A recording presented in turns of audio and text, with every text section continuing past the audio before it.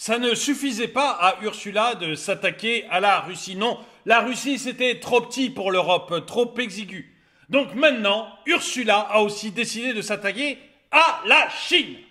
Bonjour et bienvenue dans cette nouvelle vidéo de DME en direct. Comme toujours, si vous n'êtes pas abonné, eh bien je vous suggère de le faire et de cliquer sur la cloche pour être prévenu lorsque je sors une nouvelle vidéo. Oui, Ursula a décidé de s'attaquer à la Chine. Alors Ursula, c'est l'exemple parce que c'est l'ensemble des pays européens qui ont voté un nouveau train de sanctions. Parce que jusqu'ici, ça marche extrêmement bien les sanctions, on verra ça tout à l'heure. C'est une catastrophe pour l'Europe, alors ça ne change rien pour la Russie, mais peu importe, on continue, on en fait plus. Seulement, maintenant, dans le nouveau train de sanctions, on s'attaque aussi à la Chine. On veut aussi sanctionner la Chine et on serre très fort les fesses pour qu'elle ne réagisse pas.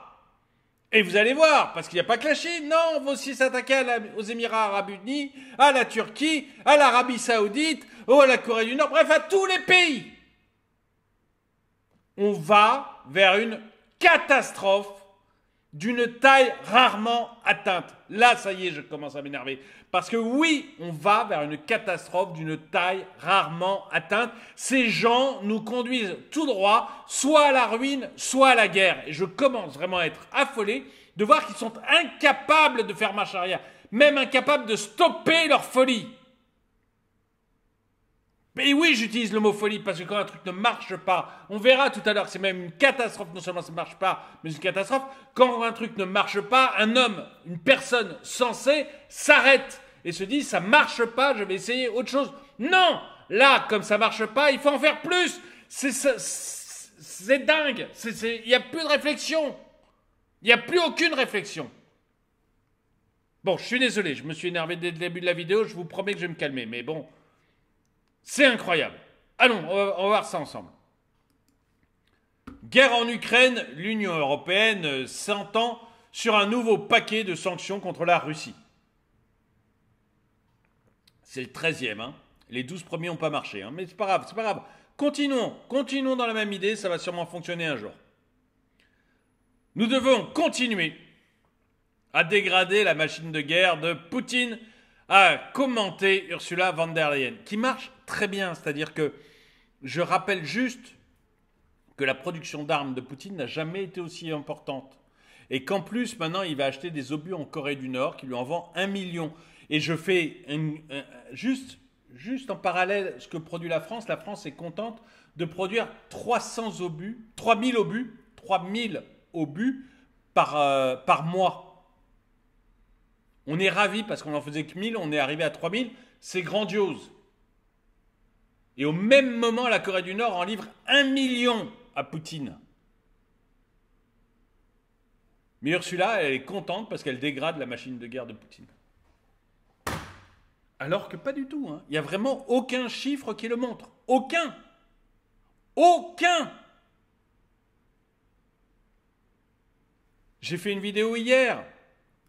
Je ne vais pas rechercher les chiffres, mais vous avez qu'à regarder la vidéo d'hier. Mais je montrais que quand nous, on fournissait un canon à l'Ukraine, Poutine en face en mettant 8. 8. C'est ça le rapport de force. C'est 8 canons chez Poutine, 1 en Ukraine. Mais Ursula a l'impression qu'on est en train de dégrader la machine de guerre de la Russie. Mais ces gens sont dingues. Ils ne veulent pas voir la réalité, ils ne veulent pas voir le réel ou quoi. Et ça ne m'énerverait pas s'ils ne nous entraînaient pas dans leur couillonnerie. Ils sont en train de nous entraîner à la faillite et à la guerre. Il y a un moment, il faut arrêter les conneries. Excusez-moi, je deviens vulgaire, mais il n'y a pas d'autre mot maintenant.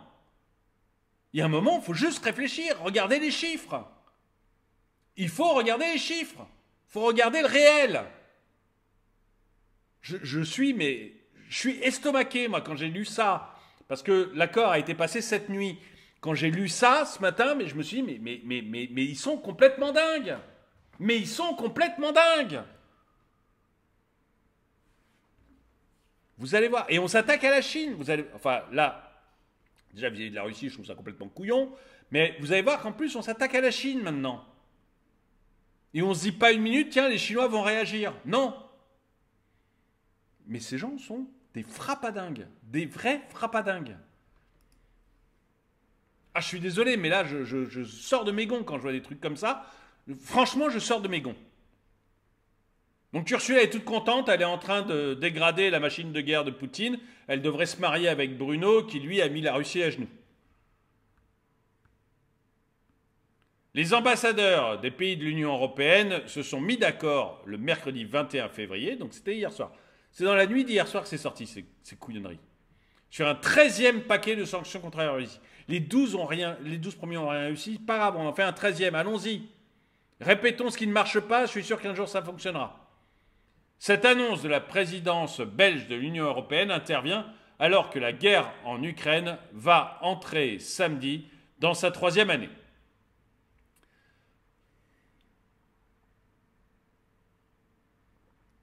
Je vous renvoie à ma vidéo d'hier midi, à mon direct d'hier midi, pour voir à quel point ce n'est pas une victoire pour le moment sur le terrain même militaire. Hein. Alors, on va essayer d'en savoir un petit peu plus sur ce qui... Excusez-moi. Sur ce que les ânes ont fait. Donc, l'Union européenne a décidé mercredi de frapper la Russie d'une nouvelle série de sanctions qui... Et je ne suis pas russolâtre, hein, qu'on ne vienne pas me chercher là-dessus sur les... Hein, je trouve que la Russie a envahi l'Ukraine, c'est pas bien, c'est contre le droit international. C'est pas bien, c'est parce que je trouve pas d'autres mots à utiliser, mais c'est illégal et c'est mal. Voilà, je suis pas en train de dire que la Russie avait raison d'envahir l'Ukraine. Je vous renvoie aux premières vidéos que j'ai fait là-dessus. La Russie a tort d'envahir l'Ukraine. On a aussi poussé la Russie à le faire, donc on est co-responsable.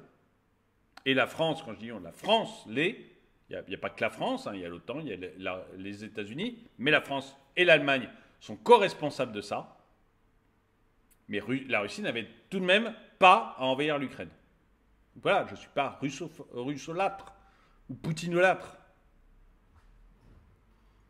Mais j'aime bien regarder la réalité, moi.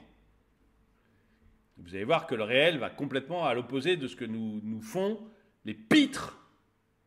Les pitres qui nous envoient à la guerre et qui nous envoient à la ruine. L'Union européenne a décidé mercredi de frapper la Russie d'une nouvelle série de sanctions qui, pour la première fois, visent aussi des entreprises de la Chine continentale, soupçonnées d'aider le Kremlin à se procurer des produits interdits. Comment va réagir la Chine ? Comment va réagir la Chine ? Ça ne vous suffit pas de vous battre contre l'Ukraine, contre la Russie ? Ça ne vous suffit pas de nous avoir quasiment ruinés avec vos couillonneries ? Maintenant, vous allez essayer de déclencher une guerre commerciale contre la Chine ?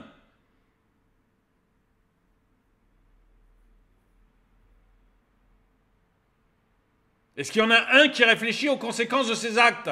Ou est-ce que le but, c'est de penser bien et dans le camp bien ? Est-ce qu'il y en a un qui réfléchit aux conséquences de ses actes ?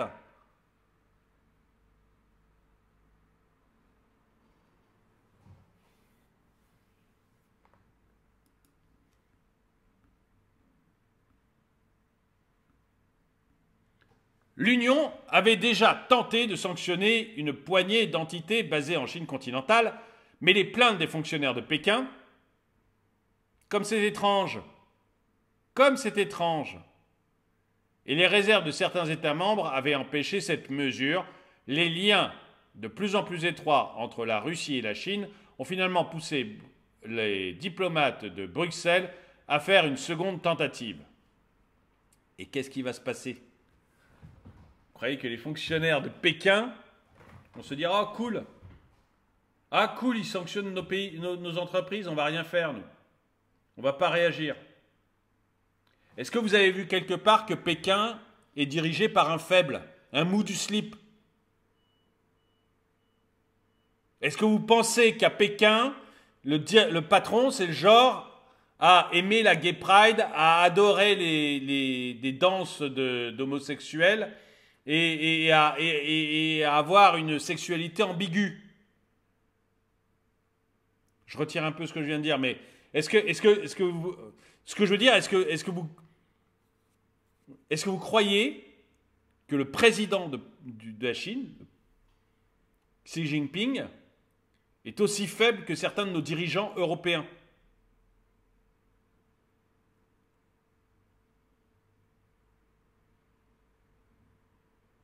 Est-ce que vous avez décelé une faiblesse chez Xi Jinping ou chez Poutine? Est-ce que vous avez décelé chez eux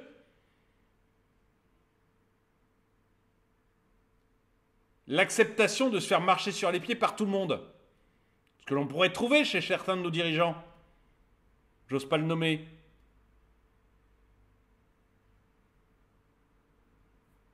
Comment vous pensez qu'il va réagir, le Premier ministre chinois? Il va dire, ah oui, ok. J'ose pas répondre. J'ose pas dire du mal d'Ursula. Macron pourrait se fâcher. Comment vous croyez qu'il va réagir? Je rappelle que la dernière fois que la Commission européenne avait évoqué de faire quelque chose contre un pays, c'était contre l'Inde. Parce que ces grands benets s'étaient aperçus tout d'un coup que l'Inde achetait le pétrole de la Chine, le raffinait et nous le revendait. Ce que j'avais expliqué depuis le début. Mais tout d'un coup, un commissaire européen a ouvert les yeux et s'est dit « Oh, mon Dieu, mais alors le réel existe !» Et donc il avait osé prononcer le fait qu'il y allait peut-être avoir des sanctions contre le pétrole indien. Et le Premier ministre indien avait dit « Mais attendez, moi si c'est ça, je ne vous vends plus rien. Vous allez faire comment ?» Et 24 heures après, Ursula von der Leyen était à quatre pattes en train d'embrasser les babouches de l'Indien. En disant non, mais mon commissaire européen, il a dit n'importe quoi, excusez-moi, il était mal réveillé ce jour-là, oh là là, non, on va pas se battre contre l'Inde. Il va se passer comment? Ça va se passer comment avec la Chine? Ça va se passer comment avec la Chine? Quand le président chinois va dire je suis pas d'accord avec vos histoires. On va faire le bras de fer? On va voir qui gagne? Vous avez pas marre de nous ruiner?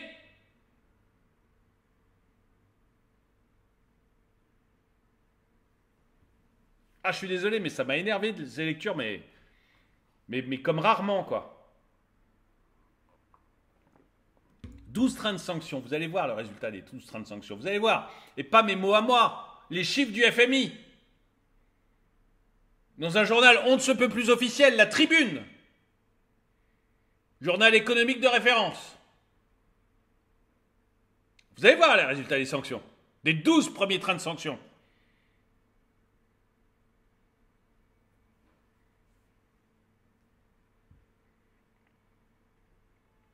Donc, s'attaquer à la Russie, ces petits joueurs, ça ne suffit pas. Du coup, Ursula trouve que ça serait bien de s'attaquer aussi à la Chine.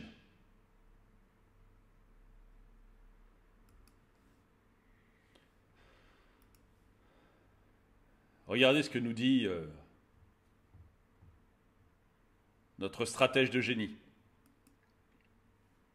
La présidente de la Commission européenne, Ursula von der Leyen, s'est félicitée de l'accord et a déclaré que l'UE devait continuer à dégrader la machine de guerre de Vladimir Poutine. Elle a fait un tweet. On va voir son tweet. Je salue l'accord sur notre 13e paquet de sanctions contre la Russie. Nous devons continuer à dégrader la machine de guerre de Poutine. Avec 2000 inscriptions totales, nous maintenons une pression élevée sur le Kremlin. Mais ces gens refusent de voir le réel. Je rappelle, je vous fais un tout petit spoiler sur ce qu'on dira tout à l'heure, mais je vous rappelle juste que la croissance de l'Union européenne, c'est moins de 1%, et que la croissance, c'est peut-être même une récession, et que la croissance de la Russie, c'est presque 3%. Qui s'affaiblit? Qui a la pression? Je le rappelle, si on regarde que la machine de guerre, regardons que la machine de guerre. La France produit 3000 obus par mois et elle en est fière. La Russie vient d'acheter à la Corée du Nord 1 million d'obus. Nous donnons nos canons César et nous en sommes fiers. Pour chaque pièce d'artillerie en Ukraine, la Russie en met 8 devant. Alors dites-moi, quelle est la machine de guerre qui est en mauvais état? Qui est la machine de guerre qui n'y arrive pas? Il y a un moment, il faut voir le réel aussi. Il faut arrêter de raconter n'importe quoi. Nous réduisons également encore davantage l'accès de la Russie aux drones. Elle dit ça, je crois, parce qu'elle est en train de casser les pieds à l'Iran et à la Corée du Nord. Sanctions économiques contre la Corée du Nord, enfin.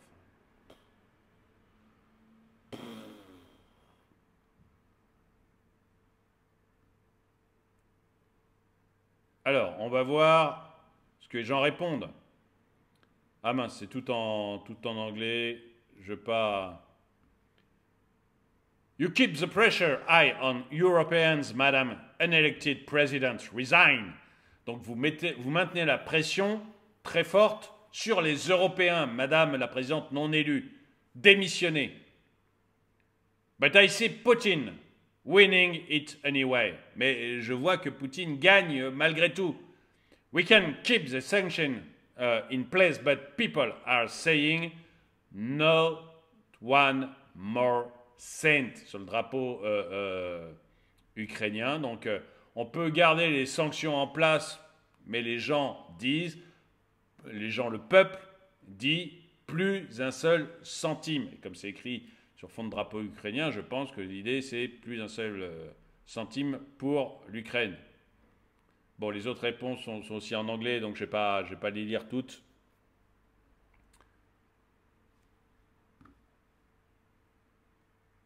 Mais enfin, on voit.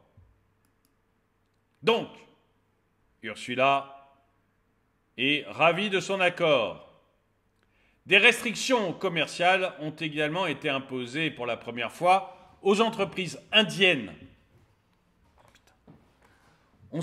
et turques. Donc je rappelle la dernière fois qu'on a évoqué de faire des sanctions contre l'Inde, le président indien a appelé, il a dit attendez, ça va mal se passer, et 24 heures après, on revenait en arrière. Là, on s'est dit, tiens, on va se faire l'Inde, la Turquie, la Chine. Ça va bien se passer. Ça va bien se passer.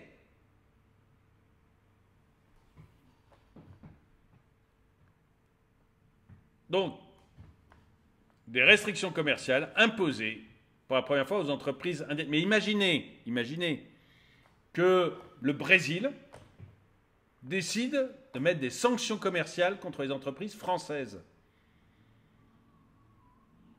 Comment vous pensez qu'un ministre normal, on va évoquer le fait qu'on ait des gouvernements normaux, réagirait? Ou même le peuple français dirait, oui, ok, Brésil, vous avez raison, parce que vous pensez bien, vous appelez Lula, vous êtes dans le camp du bien, vous pensez bien, donc ok, prenez des sanctions contre nos entreprises, il n'y a aucun problème, monsieur, je vous aime. Ou est-ce que vous pensez que notre président, enfin un président normal ou un ministre de l'économie normal, ne serait pas là à appeler immédiatement Lula? Mais on va se marrer, vas-y, tu veux jouer avec nous? Ça va être sanction contre sanction. Ben, si vous pensez que nous, on réagirait comme ça si le Brésil prenait des sanctions contre les entreprises françaises, vous devez imaginer comment vont réagir le président chinois, le président turc et le président indien. Ils ne vont pas nous dire « Ah mais vous avez raison, vous êtes des grandes démocraties, vous êtes dans le camp du bien, on va faire ce que vous voulez. Allez-y, sanctionnez nos entreprises, fouettez-nous s'il vous plaît. Nous ne sommes que des pauvres miteux. » Je suis désolé, voilà. Ça m'énerve.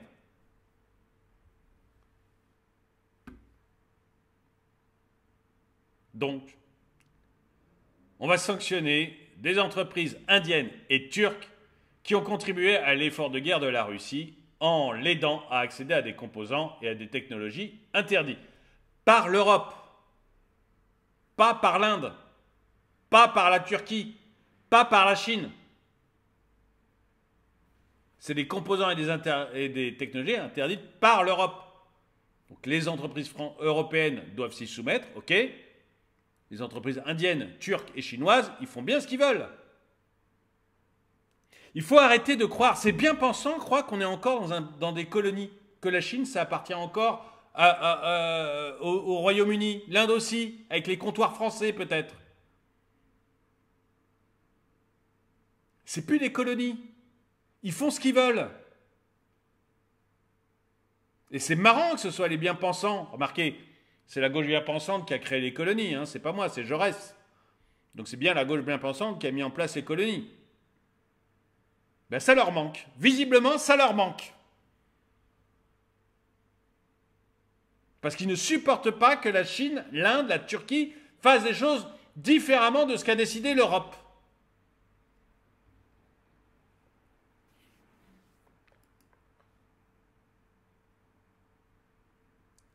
Cela reflète l'ambition de l'Union européenne à s'attaquer davantage aux pays tiers qui permettent à Moscou de contourner les sanctions occidentales. Alors, je n'ai pas retrouvé l'article, je n'ai pas eu le temps de chercher l'article, mais il y a des articles passionnants qui sont sortis hier sur la façon dont les flottes fantômes, c'est-à-dire des flottes de bateaux pétroliers qui font partir le pétrole russe, qui font que le pétrole russe, au bout d'un moment, il se retrouve chez nous, mais beaucoup plus cher.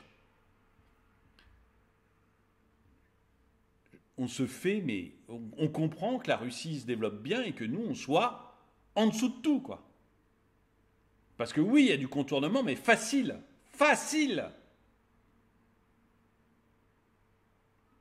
Dans le cadre de ce nouveau train de mesures, les diplomates européens ont aussi imposé un gel des actifs et une interdiction de visa du ministre nord-coréen de la Défense.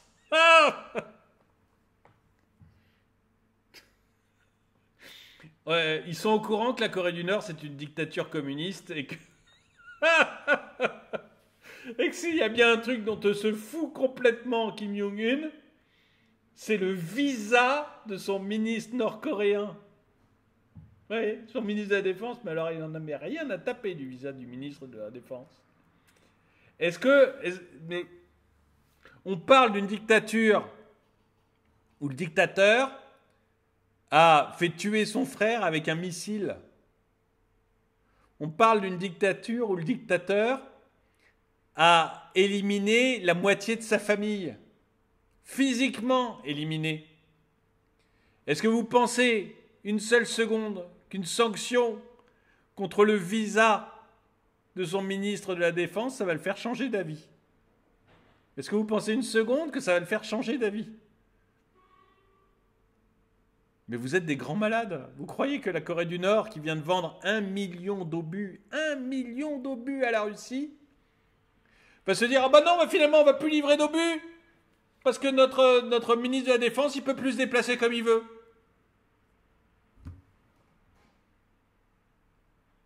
Puis alors en plus, c'est le visa pour venir en Europe. Parce que le ministre de la Défense, s'il va aller en Chine, il va toujours en Chine. Le ministre de la Défense nord-coréen, s'il va aller en Russie, il va en Russie. Bref, il est à la moitié du monde, l'Arabie Saoudite, hein, puisqu'il y a aussi des sanctions qu'on va prendre. Enfin, on réfléchit à prendre des sanctions contre l'Arabie Saoudite, l'Inde. En fait, il peut se déplacer partout dans le monde, sauf en Europe. Et vous pensez que ça va changer quoi que ce soit aux ventes d'obus de la Corée du Nord à la Russie? Mais vous êtes pathétique. Mais vous êtes pathétique. Mais c'est totalement ridicule. Mais il y a un moment, mais arrêtez d'avoir l'air aussi débile. Mais j'ai honte. J'ai honte.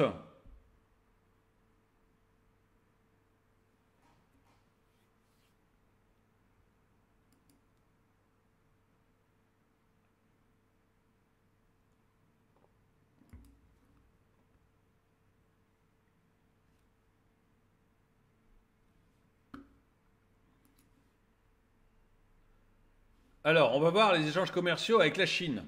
Parce que, avec la Corée du Nord, on- non mais rien que d'y penser, mais on voit le niveau, quoi. C'est incroyable. Regardons la Chine.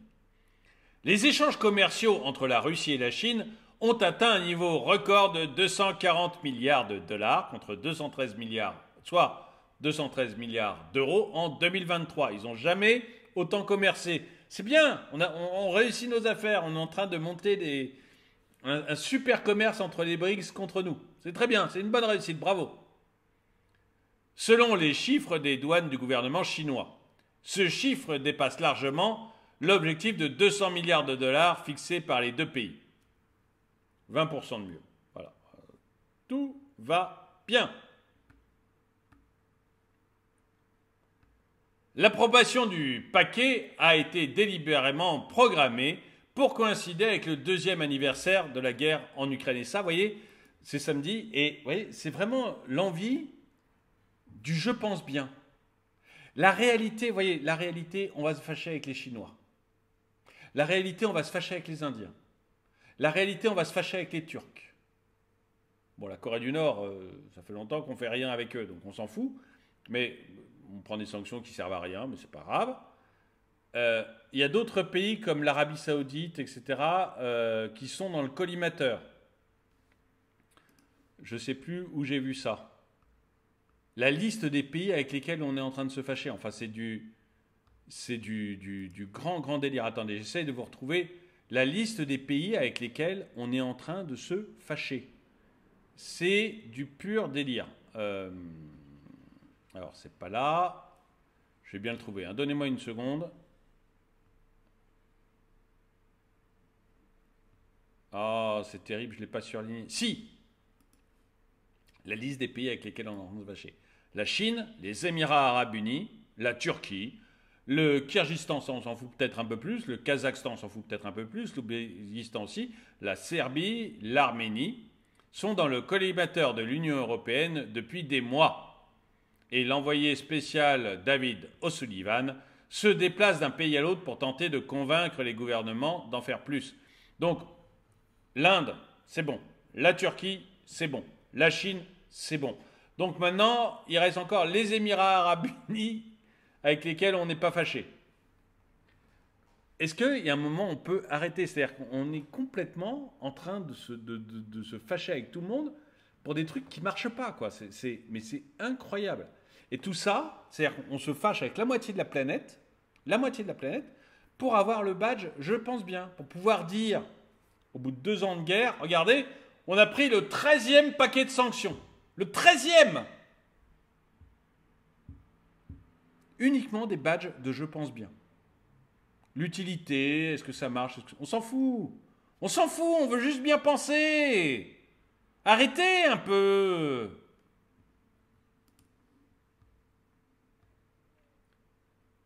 Le processus avait été ralenti par la Hongrie qui souhaitait empêcher une restriction concernant Rosatom, le monopole nucléaire russe. Rosatom est le principal contractant dans l'expansion de la centrale nucléaire de Paks, qui fournit plus de 50% de l'électricité hongroise. Mais malgré ce petit accroc, les sanctions ont été trouvées 3 jours avant l'échéance.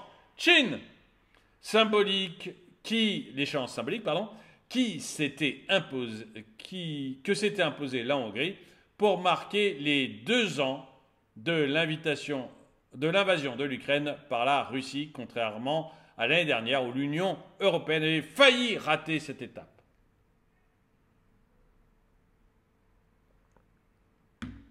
Le symbole est plus important que la réalité pour ces gens. Et ils sont dangereux. Donc, vous avez vu, voilà, on s'est fâché, donc, je le répète encore une fois, mais c'est la vidéo de midi, donc elles sont un peu plus longues. On s'est fâché avec la Russie. On est en train de se fâcher avec la Chine, avec la Turquie, avec l'Inde. La Corée du Nord, on n'a jamais été copains, mais on prend des sanctions absolument ridicules. On réfléchit à savoir si on va se fâcher avec l'Arabie Saoudite. Bon, est-ce qu'au moins c'est utile? Est-ce qu'au moins les 12 trains de sanctions qu'on avait pris et maintenant la 13e qui nous fâche avec la moitié de la planète, est-ce qu'au moins c'est utile? En dépit de toutes ces sanctions, l'économie russe reste en bonne santé. Le Kremlin a même réussi à augmenter sa production militaire. Donc je rappelle Ursula von der Leyen, nous devons continuer à dégrader la machine de guerre de Poutine.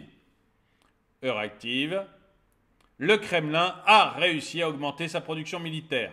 Alors, soit Ursula, le mot dégradé, elle n'a pas compris ce que ça signifiait, ce qui n'est pas impossible, mais visiblement, la machine militaire russe n'est pas dégradée. Selon plusieurs diplomates de l'Union européenne, le travail sur un 14e cycle de sanctions devrait commencer dans les prochaines semaines afin de concentrer davantage sur les secteurs qui n'ont pas été visés. Alors, donc on est parti sur le 14e cycle de sanctions. Hein. Donc là c'est le 13e, mais il pense au 14e cycle de sanctions. Merveilleux. Merveilleux. Donc voyons les conséquences réelles de ces sanctions. Alors déjà, il faut savoir que les Européens n'y croient plus. C'est-à-dire que quand Ursula nous raconte super, il faut maintenir une pression élevée sur le Kremlin, où il veut continuer à dégrader la machine de guerre de Poutine, les Européens n'y croient pas une seconde. Il y a un divorce profond entre nos dirigeants et ce que pensent les Européens. Je suis allé chercher dans un journal suisse, Le Temps, je suis allé voir ce que disent les Européens. Un rapport révèle que seuls 10% des Européens croient à une victoire de Kiev. Les 27 adopteront le 13e paquet de sanctions, donc ça, on l'a vu. Mais il n'y a que 10% des Européens qui croient, en fait, que l'Ukraine peut gagner. Tout le monde a compris que c'était terminé, cette guerre. Tout le monde a compris que c'était fini, qu'on avait été ridicule, qu'on n'allait pas plus loin. Est-ce que vous pouvez arrêter les folies? Et quand je parle de folie, je veux aussi vous montrer donc la réalité des chiffres que ne veut pas voir Ursula, que les Européens ont très bien compris, que le peuple a très bien compris, mais que Ursula ne veut pas voir. Et donc je suis allé chercher les chiffres dans la tribune. La croissance devrait être bien meilleure que prévu et meilleure que celle de l'Europe. Le Fonds monétaire international a revu en forte hausse les estimations du produit intérieur brut russe en 2024. Selon les estimations publiées mardi, la Russie devrait connaître une croissance de 2,6%, soit meilleure que celle de leur zone euro, grâce à l'effort consenti sur les dépenses publiques dû au passage à l'économie de guerre. Moscou ne semble pas avoir dit son dernier mot sur le front économique, donc le front qui attaque de nos sanctions, de nos fameuses 12 sanctions. Nombre d'institutions et d'experts voyaient l'économie russe s'effondrer. Non. Non. Si vous écoutez ma chaîne depuis le début, je vous dis non. Si vous écoutez les économistes sérieux depuis le début, ils vous disent non. Alors oui, Bruno Le Maire pensait mettre la Russie à genoux, mais il y a que des Bruno qui pensaient ça.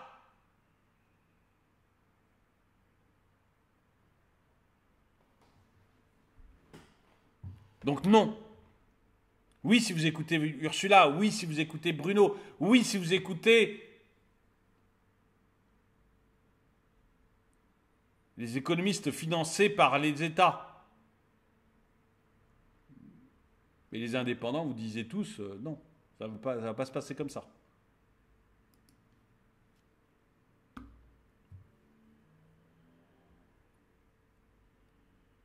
Et pourtant, le Fonds monétaire international a révisé à la hausse mardi ses prévisions de croissance pour le pays. Ainsi, en 2024, le FMI prévoit une hausse de 2,6% du produit intérieur russe. Un chiffre qui présente 1,5 point de pourcentage de plus que lors de sa prévision d'octobre, qui a anticipé 1,1% de croissance. C'est-à-dire que non seulement la Russie n'est pas à genoux, non seulement elle ne s'écroule pas petit à petit, mais en plus, plus ça va, plus les organes comme le FMI ou la Banque mondiale disent que la Russie va faire mieux que prévu.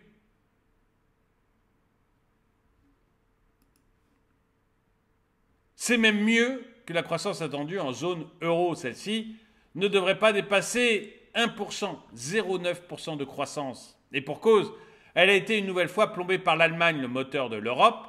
Et il y a un article là qui est sorti aujourd'hui dont je ne vais pas parler parce que je n'ai pas le temps, mais il y a un article qui dit, tout récent, qui dit que là, l'Allemagne vient tout juste, donc après la publication de cet article-là et des pensées du FMI, après ça, l'Allemagne vient juste d'être contrainte de revoir largement à la baisse tout son budget. Parce que ça se passe encore plus mal que prévu en Allemagne. Il y en a marre des gens qui pensent bien. Voilà, j'en ai marre des gens qui pensent bien et qui nous entraînent dans leur chute. Le chancelier allemand, c'est une catastrophe pour l'Allemagne. Une catastrophe.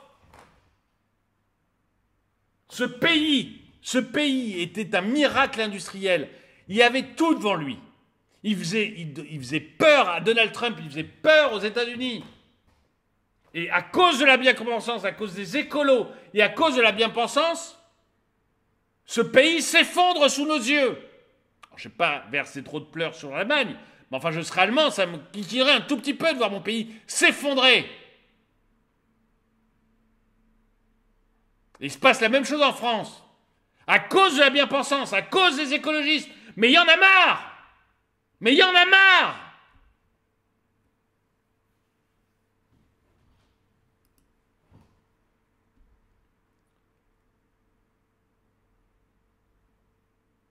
L'Italie devrait faire à peine mieux que l'Allemagne, étant un partenaire commercial majeur, 0,7% en 2024. Mais la France et surtout l'Espagne peuvent espérer mieux, avec respectivement 1% et 1,5% de croissance pour l'année en cours. Je peux déjà vous dire que la France, 1%, on a Bruno Le Maire qui a été obligé de dire, jusqu'ici il prévoyait 1,5. Bon, il a été obligé de dire 1. Je peux déjà vous dire qu'on fera 0,5. On ne fera pas 1. Donc on va devoir revoir ça encore à l'arrière. Et l'Union européenne, hors Union européenne, le Royaume-Uni devrait rester à peine 0,6. Près de 2 ans après le début de la guerre en Ukraine, l'économie russe semble tenir le choc en comparaison de ses voisins du vieux continent. Mais c'est pas moi, c'est pas moi. C'est La Tribune, qui est une référence dans l'économie, à partir des chiffres donnés par le FMI. C'est pas moi. Quand on regarde ces chiffres, on devrait se dire, les sanctions, visiblement, la Russie n'en a rien à battre et ça se passe bien pour elle. Par contre, nous, on est lentement en train de crever. Donc, quand vous regardez ça, vous dites, mes sanctions, je me les mets bien profond, j'arrête ces conneries et je remets mon économie en ordre de marche. Eh ben non. Eux, ils font une 13e paquet de sanctions. Un 13e paquet de sanctions. Mais vous le croyez, ça? Et dans le 13e paquet, non seulement on continue de se fâcher avec les Russes, mais on se fâche avec les Chinois, avec les Indiens, avec les Turcs, avec l'Arabie Saoudite. Enfin non, l'Arabie Saoudite, c'est pas encore fait. Mais avec les Chinois, les Indiens, les Turcs.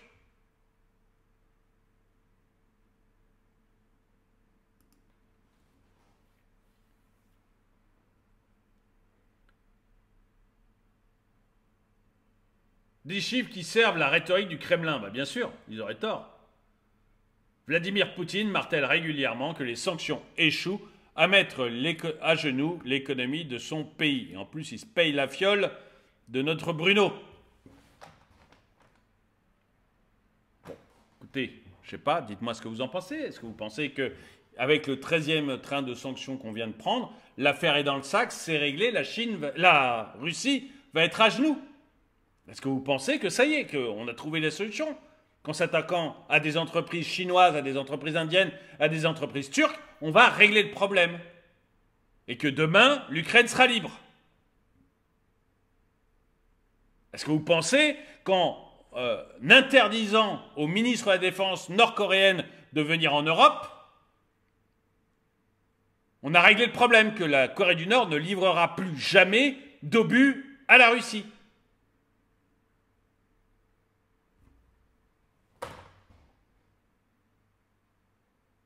Ou est-ce que vous pensez, comme moi, qu'on est juste en train de se fâcher avec tout le monde, qu'il y aura des représailles de la Chine, qu'il y aura des représailles de l'Inde, qu'il y aura des représailles de la Turquie,